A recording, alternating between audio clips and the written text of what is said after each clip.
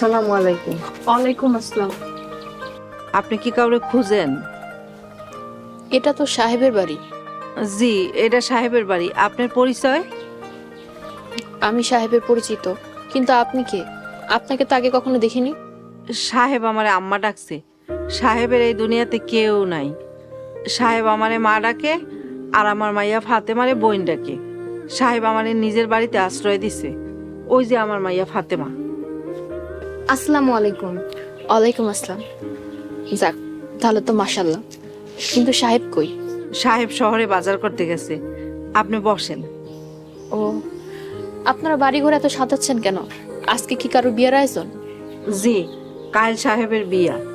সাহেব বিয়ার বাজার করার লেগা শহরে গেছে। আপনি আসেন, ঘরে এসে বসেন। আপনার নাম কি?